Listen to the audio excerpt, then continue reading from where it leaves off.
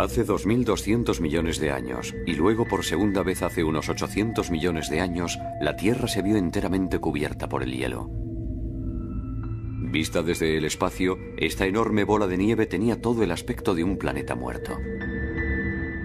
En su superficie reinaba una temperatura de unos 50 grados bajo cero.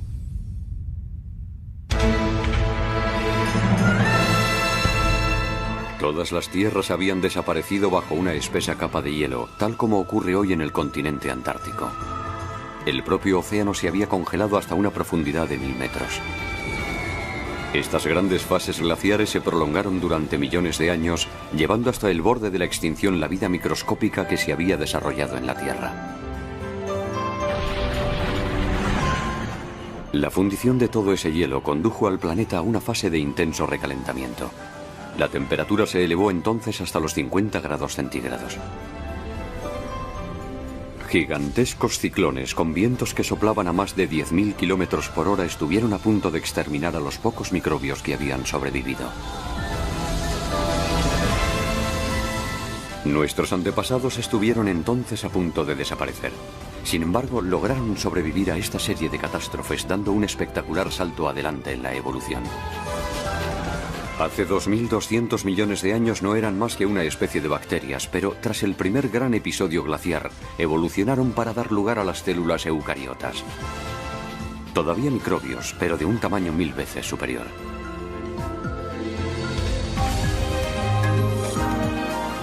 Más adelante, hace 600 millones de años, inmediatamente después de la segunda glaciación, las primeras formas de vida macroscópica hicieron su aparición. En cada uno de los grandes episodios glaciares, la vida creció en tamaño y en complejidad. ¿Existe una relación entre estos sucesos catastróficos y el brusco crecimiento de los seres vivos? ¿Y si los terribles episodios glaciares hubiesen jugado precisamente un papel crucial en el proceso evolutivo que un día daría origen a la humanidad?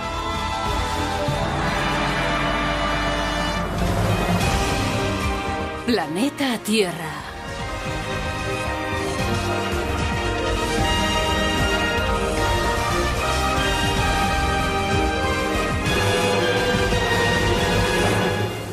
La vida bajo el hielo.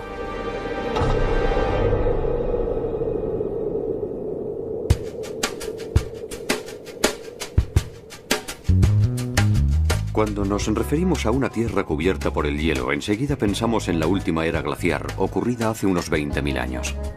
Este episodio relativamente reciente puede ayudarnos a comprender lo que ocurrió durante las grandes glaciaciones planetarias. Esta inmensa isla de verdor en medio de los rascacielos de Nueva York es el famoso Central Park. Dentro podemos encontrar un gran número de rocas bastante extrañas. Reciben el nombre de bloques erráticos. Deben este apelativo a su composición, totalmente distinta a la del zócalo rocoso de la región, lo que produce la impresión de que se encuentran fuera de lugar.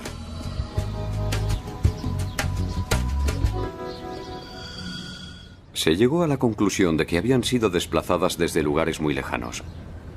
Algunos creían incluso que habían sido depositadas allí por el diluvio descrito en la Biblia. En realidad, los causantes de tal desplazamiento fueron los glaciares que se extendieron hasta aquí durante la última era glaciar.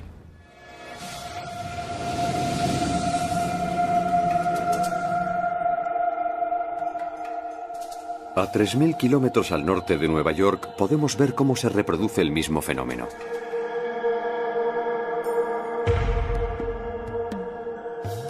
Las masas oscuras que podemos ver en algunos lugares son bloques erráticos.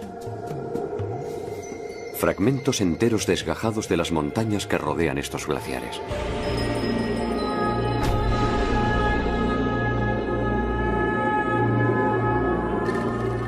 Un glaciar avanza únicamente algunos metros al año, pero a su ritmo puede desplazar estas rocas a enormes distancias.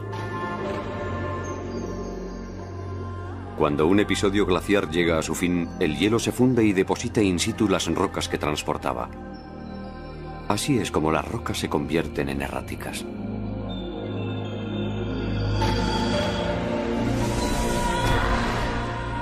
Su presencia indica que un día este lugar estaba ocupado por un glaciar.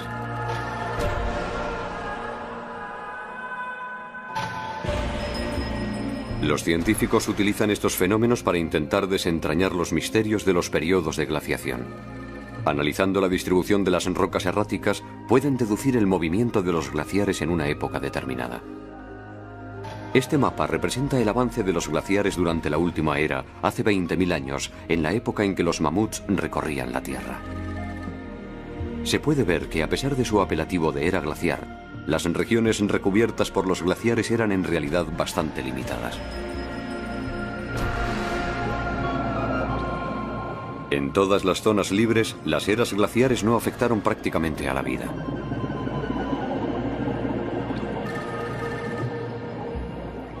De hecho, se cree incluso que acogieron a un buen número de animales que emigraron desde las regiones glaciares. Pero esta era glaciar no tuvo ni punto de comparación con los episodios de gran glaciación.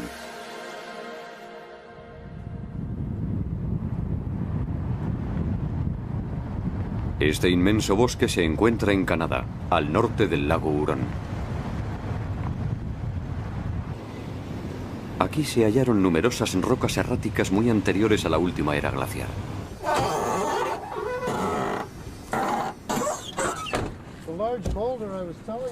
Mike Hailstone trabaja para la prospección geológica de Ontario. Últimamente dedica parte de su tiempo a acompañar a científicos del mundo entero que vienen a estudiar la región. Esto es lo que quería enseñarles. Es un bloque de granito arcaico encastrado en una roca de 2.400 millones de años de antigüedad. Esta diamictita se formó como consecuencia de un movimiento glaciar ocurrido hace 2.400 millones de años.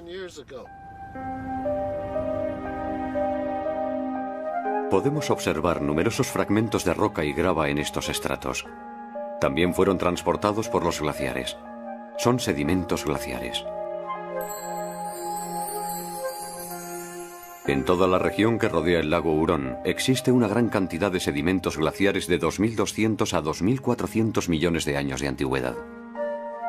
Gracias a su hallazgo supimos que los episodios glaciares se habían producido en épocas tan remotas. Incluidos los del lago Hurón, se han podido identificar sedimentos glaciares de más de 2.000 millones de años en 7 puntos del planeta. Pero los sedimentos no bastan para que los científicos puedan determinar la distribución de los glaciares que cubrían la Tierra en aquella época. La deriva de los continentes modificó totalmente las posiciones originales.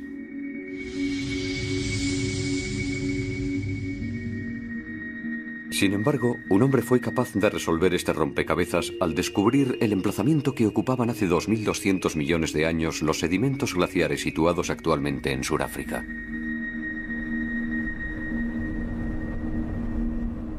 El profesor Joseph Kirschvink del Instituto Californiano de Tecnología es un especialista en magnetismo. Un día descubrió el lecho seco de este río del interior africano. En sus orillas se pueden ver un gran número de rocas de aristas puntiagudas. En realidad son corrientes de lava. Se cree que se solidificaron hace 2.200 millones de años y prácticamente no han cambiado desde entonces.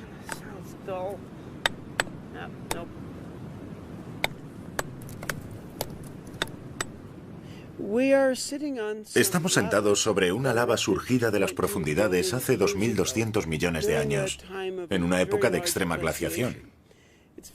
Es una suerte porque cuando la lava se solidifica, conserva la orientación del campo magnético y gracias a eso podemos deducir su latitud.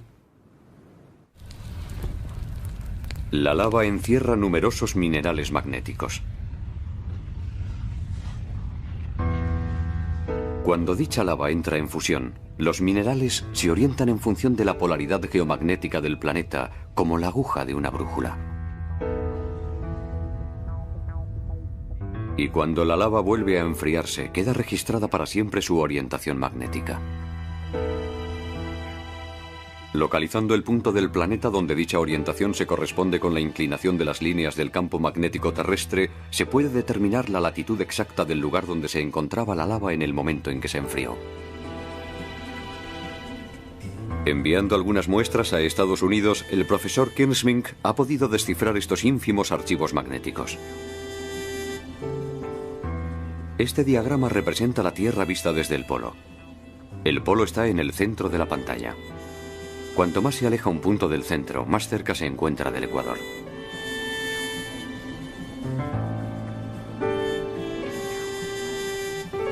Este es el resultado que dio la muestra de lava enviada desde Sudáfrica. Todos los puntos están repartidos periféricamente en una latitud media de 11 grados. El detector revela, por tanto, que cuando la lava que contiene los sedimentos glaciares se formó, se encontraba en una latitud muy cercana al ecuador, lo que significa que las regiones próximas al ecuador estaban entonces cubiertas de glaciares.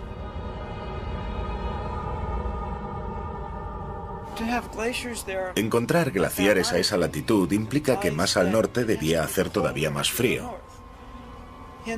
De modo que el conjunto del planeta estaba helado hasta el ecuador. También se han encontrado sedimentos glaciares cercanos al ecuador en estratos de 600 a 800 millones de años de antigüedad. Teniendo en cuenta estos datos, el profesor Kersmink llegó a la conclusión de que en la historia de la Tierra se han producido dos episodios de glaciación global. El primero hace 2.200 millones de años y el segundo entre 600 y 800 millones de años. Él cree que durante estos episodios la Tierra estuvo totalmente cubierta de hielo durante millones o incluso decenas de millones de años.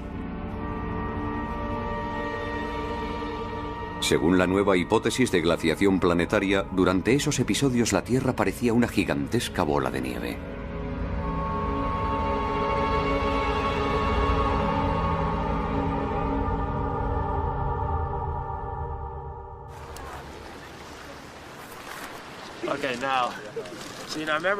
El profesor Paul Hoffman de la Universidad de Harvard ha profundizado en esa hipótesis.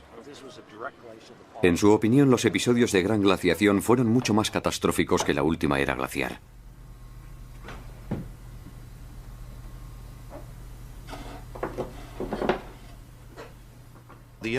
Los episodios de glaciaciones planetarias tuvieron un impacto mucho más grave. Los organismos vivos intentaron sin duda refugiarse en los trópicos, pero incluso a la altura del trópico, los mares se vieron finalmente atrapados por el hielo.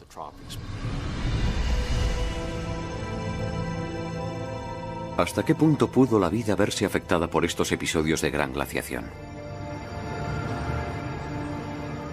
Con la colaboración de la Universidad de Tokio hemos podido llevar a cabo una simulación que nos permite visualizar lo que ocurriría si la Tierra, tal y como la conocemos hoy, sufriera repentinamente una catástrofe de tales dimensiones.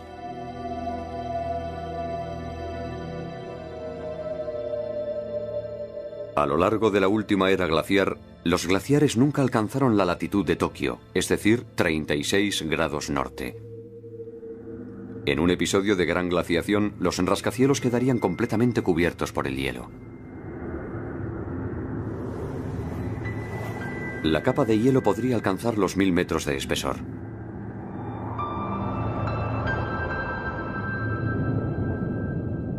Al principio del proceso, el crecimiento de los glaciares es progresivo. Hacen falta varios millones de años para que alcancen los 20 grados de latitud, donde están situados Hawái y Cuba.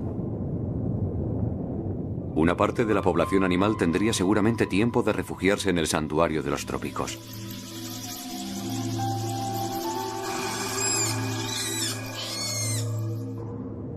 Pero el crecimiento del hielo se acelera súbitamente a partir de los 20 grados de latitud y llega al ecuador en cuestión de algunos decenios.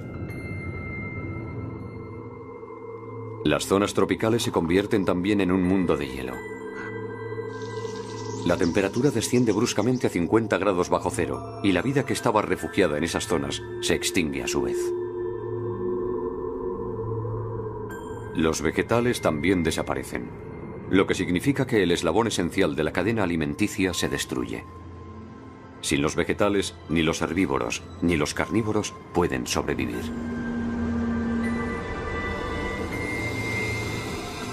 La tierra firme se convierte en un desierto sin vida.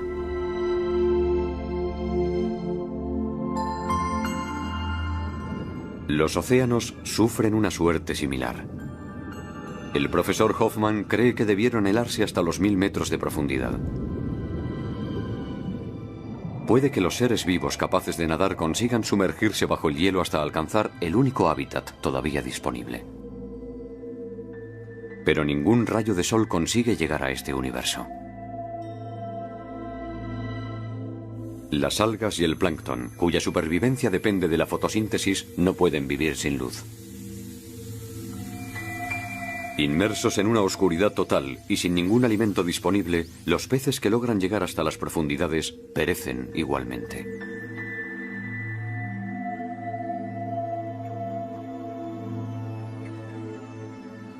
Al suprimirse todo proceso de fotosíntesis, un episodio de glaciación total sería un acontecimiento terrible que destruiría totalmente la cadena alimenticia y durante un largo periodo convertiría a la Tierra en un planeta desolado.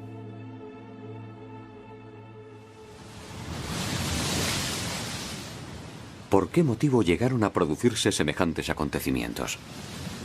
Aún no se ha podido establecer la verdadera causa, pero se cree que el gas de efecto invernadero jugó, sin duda, un papel importante. Solemos referirnos a estos gases como los responsables del calentamiento global del planeta, pero no debemos olvidar que sin su presencia, la temperatura de la Tierra se situaría alrededor de los 18 grados bajo cero. Lo que mantiene actualmente una temperatura benigna en el planeta es una concentración moderada de dióxido de carbono en la atmósfera. No obstante, tenemos buenos motivos para pensar que justo antes del primer episodio de glaciación total, hace 2000 millones de años, había menos dióxido de carbono en el planeta que hoy en día.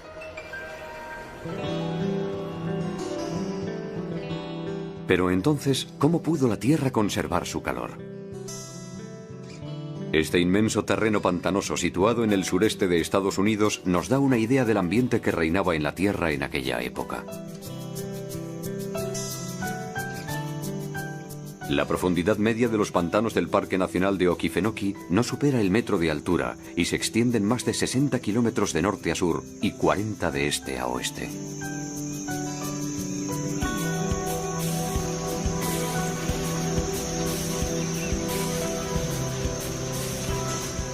Don Berryhill es profesor de ciencias retirado. Actualmente sirve de guía a turistas y grupos escolares por esta inmensa ciénaga, describiendo sus fascinantes características de una manera perfectamente accesible para todos.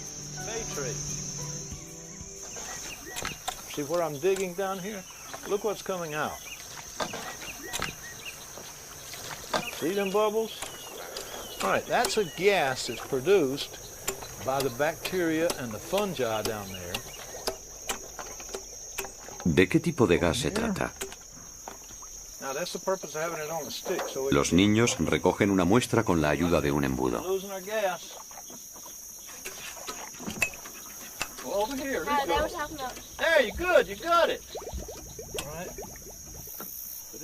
Y ahora, Berryhill puede dar comienzo a la sesión de magia.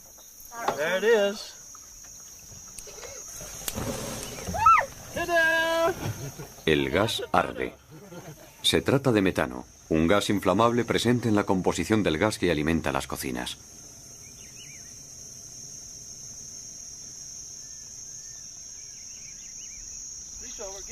La fuente de este metano se encuentra en el cieno que cubre el fondo del pantano.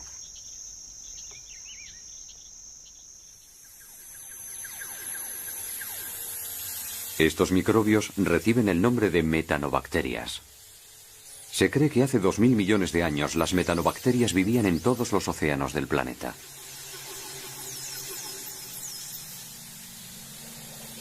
Descomponiendo la materia orgánica, liberan metano. Pero el metano es un gas de efecto invernadero mucho más potente que el dióxido de carbono.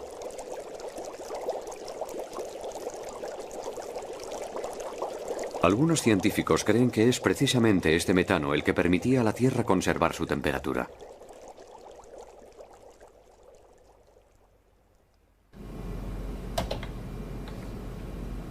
El profesor Jim Castings, de la Universidad de Pensilvania, es uno de los grandes especialistas mundiales de la atmósfera terrestre. Ha descubierto que incluso sin dióxido de carbono, el metano podía haber mantenido por sí solo la temperatura por encima de los 0 grados. Si nos remontamos en el tiempo unos 2.300 millones de años, antes de la aparición del oxígeno en la atmósfera, nos encontramos con niveles de metano mucho más elevados, quizás en concentraciones del orden de 1000 por 1.000.000, lo que sería suficiente para compensar la menor luminosidad.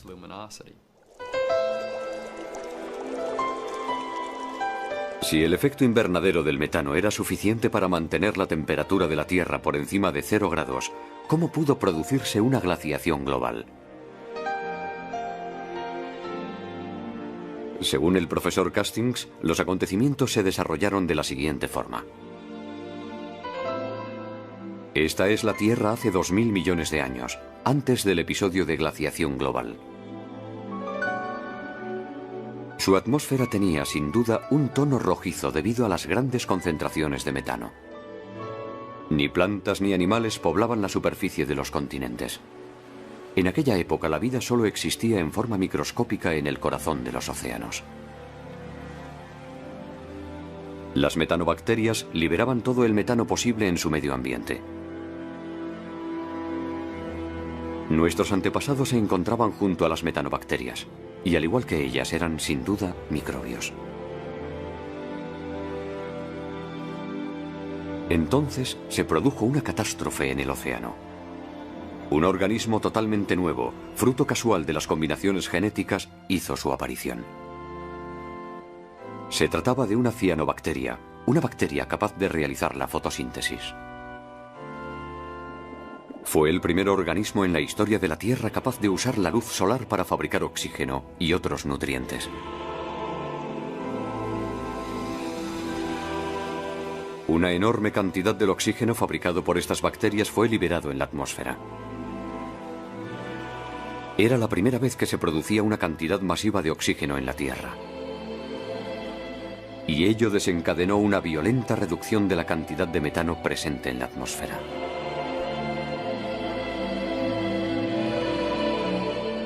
Pero volvamos al experimento del pantano de Okefenokee. El metano extraído del fondo del pantano ha ardido con suma facilidad. En realidad, es el resultado de una reacción química que se produce cuando el metano entra en contacto con el oxígeno.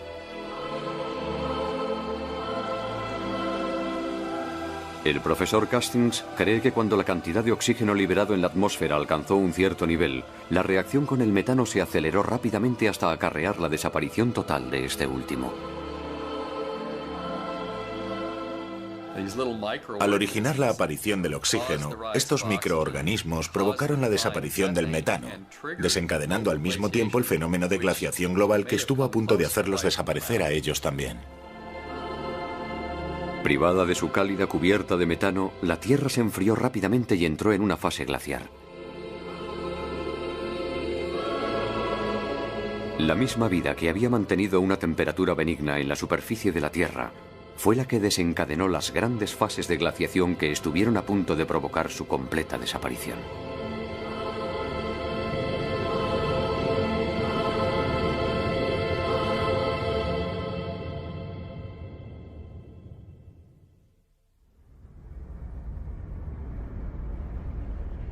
¿Cómo pudieron sobrevivir nuestros antepasados microscópicos a unos acontecimientos que, según se cree, debieron durar varios millones o incluso decenas de millones de años?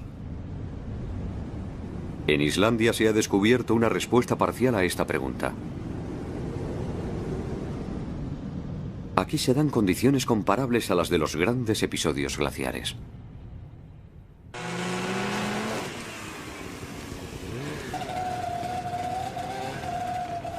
Estos hombres son buscadores de microbios empleados por una empresa privada de estudios biológicos. El profesor Viggo Marteinsson recorre el país en busca de microbios dotados de genes raros que puedan interesar a la industria farmacéutica.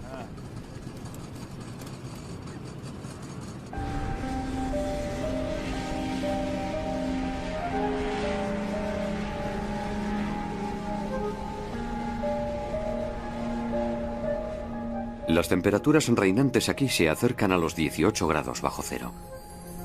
Esta capa de hielo podría tener fácilmente 1 kilómetro de espesor y el paisaje podría corresponder perfectamente a un planeta desierto. Sin embargo, estos buscadores de microbios afirman que el hielo esconde auténticos tesoros. Pero en tal caso, ¿dónde se esconden?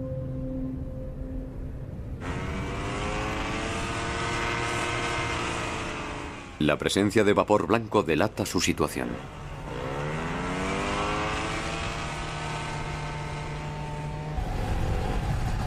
Okay guys, we have arrived. A high temperature field with a very steaming coming up from that deep down in the earth.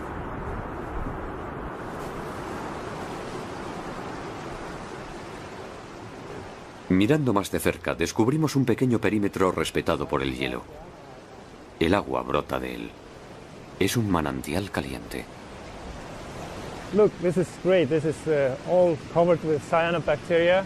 This is rich for all kinds of species.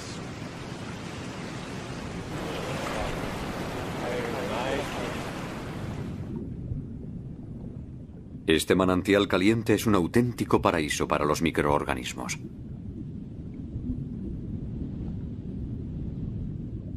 Al desarrollarse, forman una tupida alfombra orgánica. Una alfombra que es en realidad una acumulación de bacterias. Está esencialmente formada por microbios verdes fotosintéticos, entre ellos las cianobacterias. A su alrededor se desarrollan otras especies que se alimentan de los nutrientes producidos por la fotosíntesis. Sin duda nuestros ancestros vivieron así, cerca de las cianobacterias, durante los grandes episodios glaciares.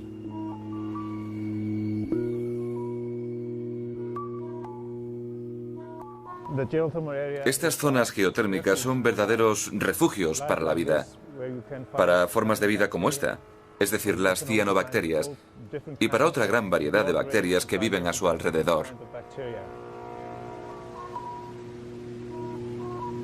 La vida está en el origen de las grandes glaciaciones planetarias. Y lo que la salvó de aquellos sucesos catastróficos fue el calor procedente de las profundidades de la Tierra. Pero lo más sorprendente aún estaba por llegar.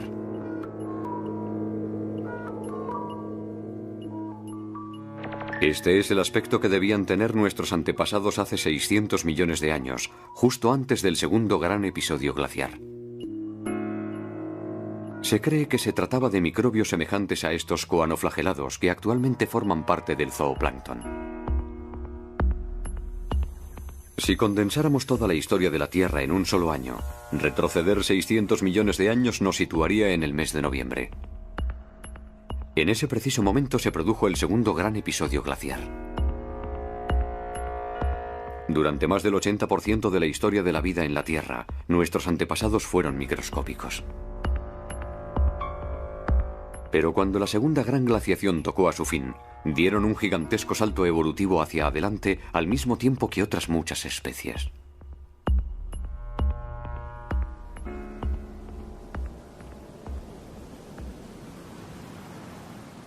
Estamos en Namibia, África.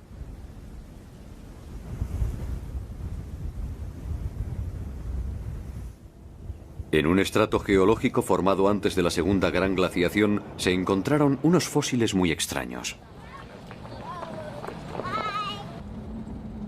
Fueron descubiertos en esta granja.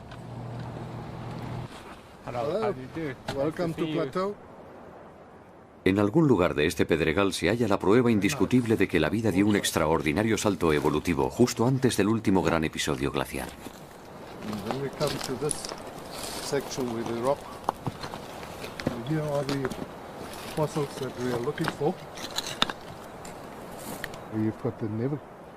Se distinguen dibujos negros en la superficie de la roca. Son fósiles de un organismo que había alcanzado un nuevo estadio evolutivo. Medían 30 centímetros de largo, de modo que ya no se trataba de microbios.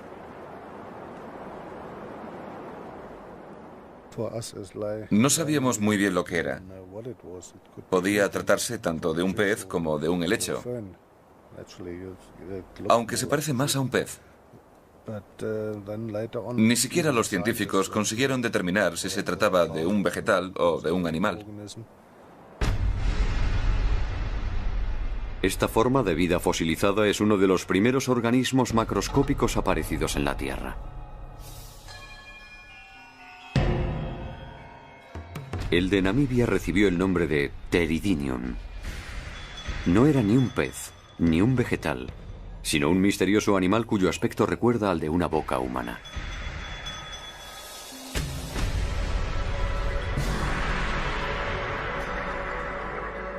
Los científicos creen que debía vivir medio hundido en el fondo arenoso del mar.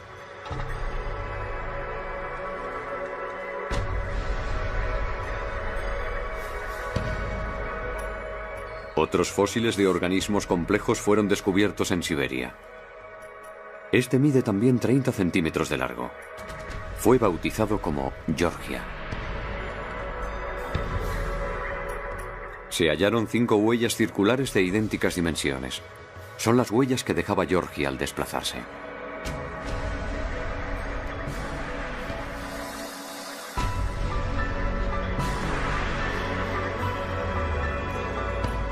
Georgia reptaba libremente por el fondo marino, en el que encontraba los nutrientes que le servían de sustento. Este organismo se llama Kimberella.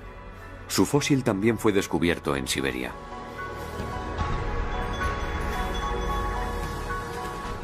Su silueta recuerda a una tortuga o a un caracol. Una especie de tentáculo le permitía rebuscar en el fondo arenoso para conseguir su alimento.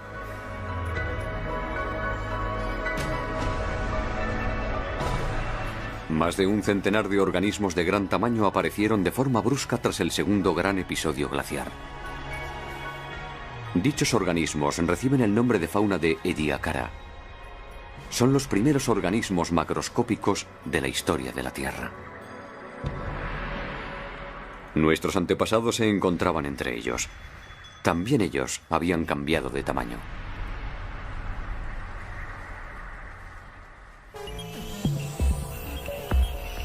Este fósil fue descubierto en Australia en el año 2003. El especialista que lo examinó declaró que esta silueta, que recuerda a un renacuajo, era probablemente un antepasado lejano de los vertebrados, la gran familia de los animales dotados de columna vertebral de la cual nosotros formamos parte. Medía 6 centímetros de largo, un tamaño 100.000 veces superior al de los microbios que le habían precedido. 3.000 millones de años después de la aparición de la vida en la Tierra, un increíble salto evolutivo permitió a nuestros antepasados alcanzar unas dimensiones apreciables a simple vista. De hecho, poco tiempo después del primer gran episodio glaciar, hace 2.200 millones de años, nuestros antepasados ya habían efectuado un salto similar, pasando de una estructura simple tipo bacteria a una forma llamada eucariota, 1000 veces más voluminosa.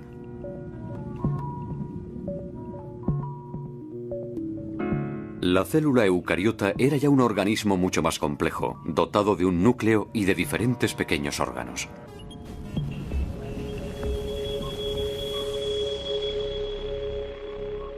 ¿Por qué estos microorganismos cambiaron de tamaño justo después de esos episodios catastróficos? La respuesta a esta pregunta está ligada a un acontecimiento que se produjo después de cada gran glaciación.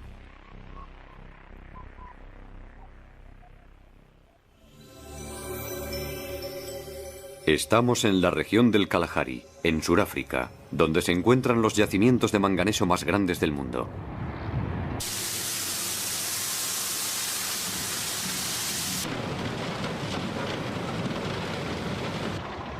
Este manganeso quedó depositado aquí tras la primera gran glaciación, hace 2.200 millones de años.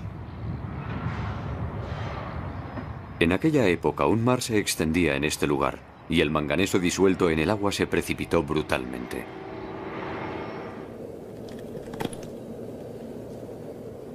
Estas fosas han sido excavadas por la actividad minera.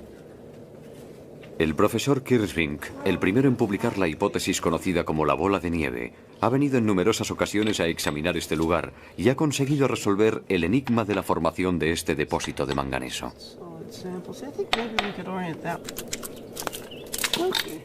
El manganeso que hay aquí se encuentra en forma de dióxido de manganeso, lo que significa que el manganeso se precipitó y se depositó en el fondo al asociarse con el oxígeno.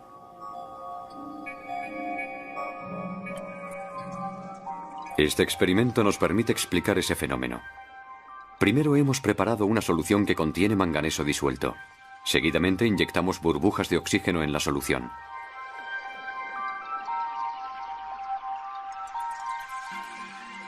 De repente, el líquido se altera y se vuelve negro. El oxígeno y el manganeso se mezclan juntos para dar lugar al dióxido de manganeso, un producto insoluble que pasa entonces a precipitarse.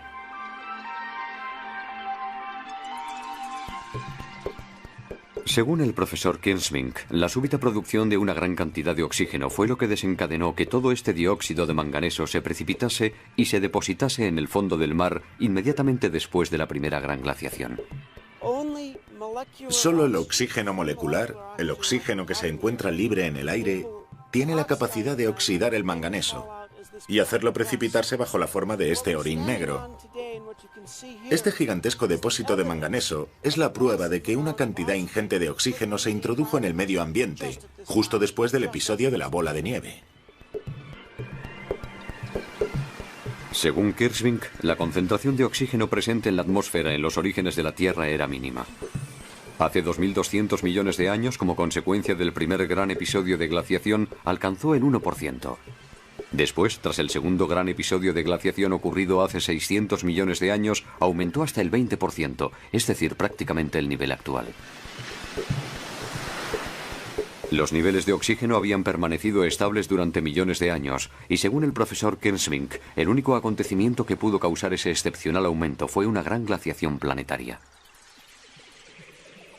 Ahora bien, el oxígeno es una molécula que produce una gran cantidad de energía. La repentina disponibilidad de esa energía fue sin duda la causa de que nuestros antepasados pasaran al estadio de eucariotas hace 2000 millones de años y posteriormente al de formas de vida de la fauna de Ediacara hace 600 millones de años. Pero, ¿por qué a los grandes episodios glaciares le siguió una producción masiva de oxígeno? Veamos cómo el profesor Kirsvink reconstruye el curso de los acontecimientos. Durante los episodios glaciares, la Tierra estaba totalmente cubierta de hielo. Pero los volcanes seguían siendo muy activos.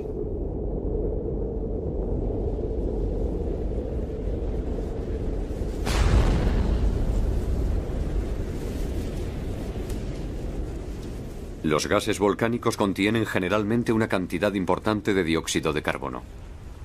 Actualmente, ese dióxido de carbono se disuelve naturalmente en el agua de los mares. Un día caí repentinamente en la cuenta. Pues claro, el dióxido de carbono de los volcanes tenía que continuar acumulándose en la atmósfera. Los océanos estaban entonces cubiertos de una espesa capa de hielo, y el dióxido de carbono solo podía escaparse hacia la atmósfera, donde se iba acumulando. Cuando el dióxido de carbono atmosférico alcanzó concentraciones de 300 a 2000 veces superiores a las actuales, el efecto invernadero provocó la brusca fundición de los glaciares.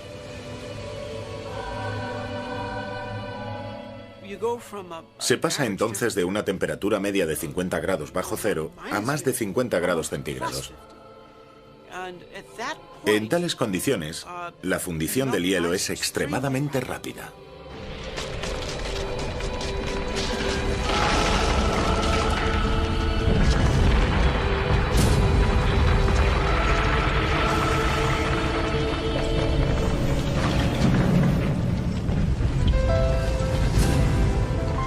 De ese modo, el dióxido de carbono liberado desde las entrañas de la Tierra puso bruscamente fin a los grandes periodos de glaciación.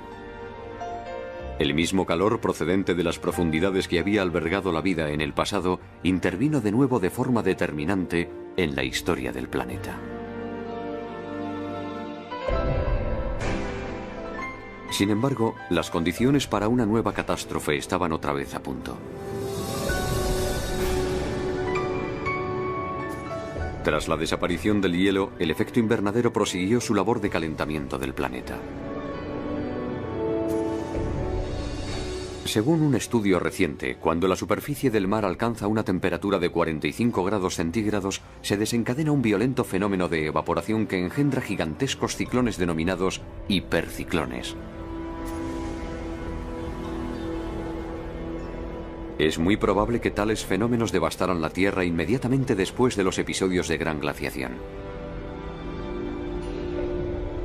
La presión atmosférica en el interior de estos ciclones podía alcanzar los 300 hectopascales y la velocidad máxima del viento más de 10.000 kilómetros por hora.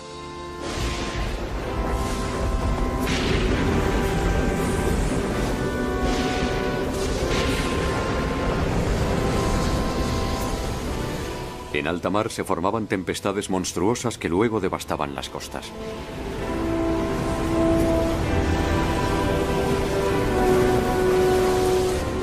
Los océanos hervían furiosamente. Y esta súbita agitación es la que iba a terminar por elevar los niveles de oxígeno atmosférico.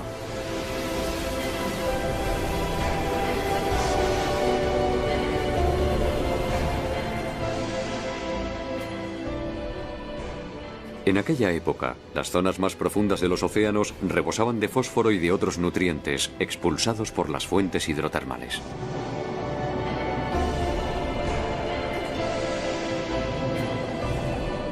En tiempos normales, estos nutrientes son instantáneamente utilizados por las bacterias fotosintéticas, pero en los periodos de glaciación total simplemente se acumulaban, faltos de organismos que los absorbieran.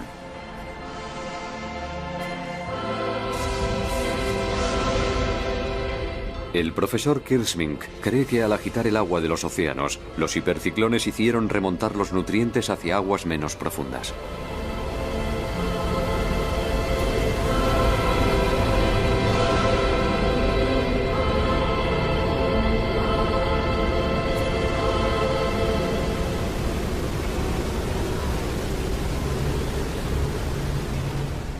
Este fenómeno provocó la formación de caldos de cultivo ricos en nutrientes y dióxido de carbono en las zonas poco profundas.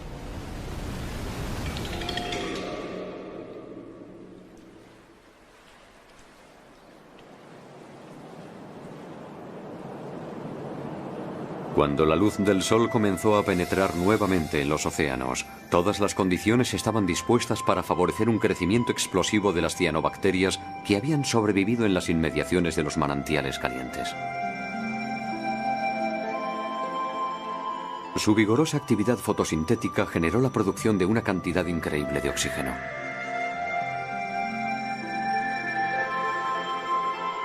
El verdor invadió los océanos, testigos de la extraordinaria expansión de estos organismos.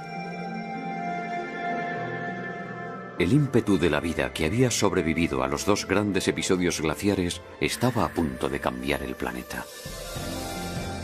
Se iniciaba un nuevo capítulo de su historia en un mundo rico en oxígeno, el gas que iba a permitir el desarrollo de formas de vida más grandes y más complejas. Si la Tierra no hubiese conocido las grandes glaciaciones, la vida hubiese sido seguramente muy distinta. Probablemente no habría pasado del estadio bacteriano. Nuestro planeta sería todavía un mundo de océanos viscosos, llenos de estromatolitos, sin que ningún ser vivo hubiese podido alcanzar el tamaño suficiente para moverse y actuar. Hace 2.200 millones de años y 600 millones de años respectivamente, dos grandes acontecimientos desarrollaron las distintas formas de vida sobre la Tierra. Los seres humanos somos el resultado de dichas evoluciones. Nuestro cuerpo es la prueba evidente de ello. Cada uno de nosotros está compuesto por 60 trillones de células, y cada una de ellas es del tipo eucariótica, es decir, que cada una contiene un núcleo. Somos un ensamblaje de las células eucariotas que aparecieron hace 2.200 millones de años, como consecuencia de la primera gran glaciación.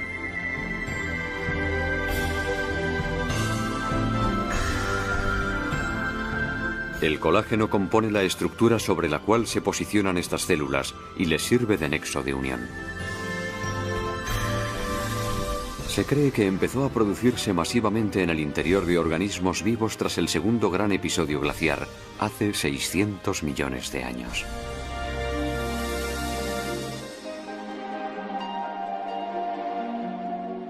Esto es colágeno. Esta sustancia es sintetizada por nuestro organismo y por el de todos los animales vivientes. El siguiente experimento demuestra claramente sus extraordinarias propiedades. Hemos mezclado células de cultivo con colágeno.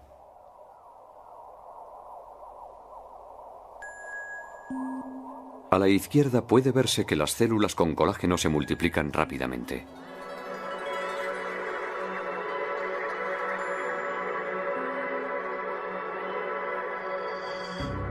También se puede constatar que comienzan a aglomerarse, pegándose las unas a las otras. Seguidamente hemos añadido vitamina C a fin de crear un ambiente más propicio para la secreción de colágeno por parte de las células. Luego las hemos dejado en cultivo un mes.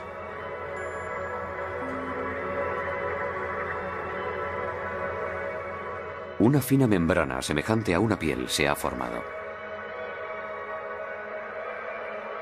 El colágeno es una sustancia única que ayuda a las células a formar tejidos.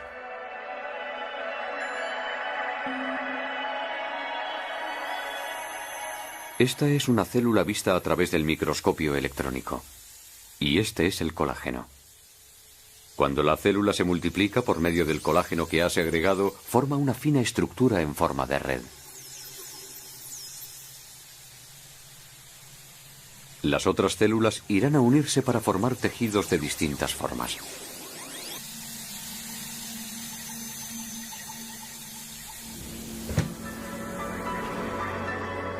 El profesor Kenneth Tow del Instituto Smithsoniano cree que gracias al colágeno la vida pudo desarrollarse adoptando formas más voluminosas hace 600 millones de años. Como el colágeno está compuesto de numerosos átomos de oxígeno, no podía ser sintetizado mientras no hubiese suficiente oxígeno disponible en la atmósfera. Por eso se cree que no apareció hasta después del primer episodio glaciar hace 2.200 millones de años, cuando el oxígeno se introdujo por primera vez en la composición de la atmósfera. Pero en aquella época la mayor parte del oxígeno atmosférico era utilizado para la respiración, de modo que quedaba muy poco para producir colágeno. Su producción en grandes cantidades solo se hizo posible a partir del enorme aumento de los niveles de oxígeno que siguió al segundo episodio de glaciación.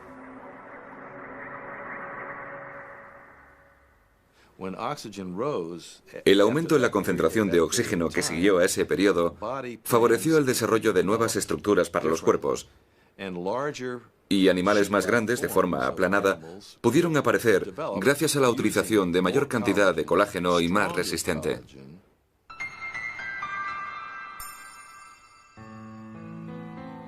Esto es el océano hace 600 millones de años, justo después de la segunda gran glaciación.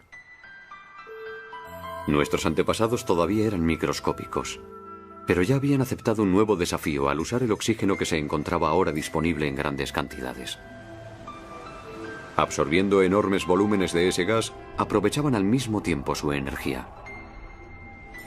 Pero había mucho más oxígeno del que podían utilizar. Con este excedente, comenzaron a producir colágeno, mucho colágeno.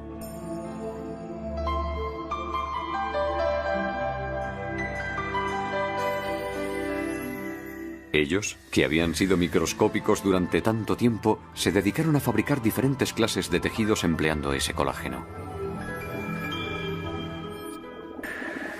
Por primera vez en la historia de la Tierra, surgía un mundo poblado de organismos complejos y voluminosos. Nuestro antepasado era una de estas criaturas paleozoicas, y al adquirir ciertas estructuras características que aún poseemos, superó una fase decisiva de la evolución.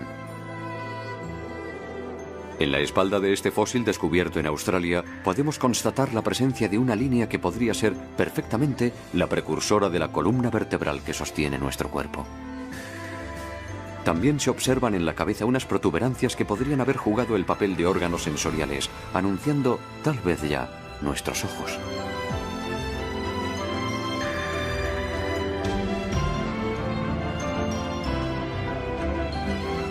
Gracias a la utilización del colágeno, nuestros antepasados dieron un gran salto evolutivo hacia una mayor complejidad.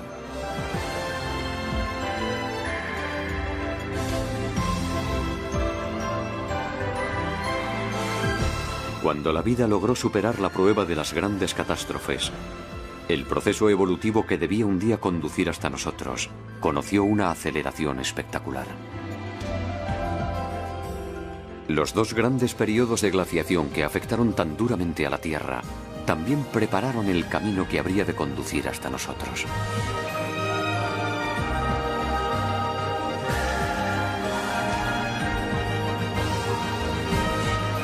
Hoy, nosotros, los humanos, progresamos en este planeta.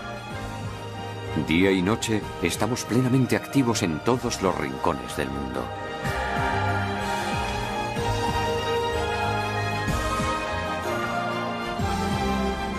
Y esa agitación es visible desde muy lejos, desde el espacio.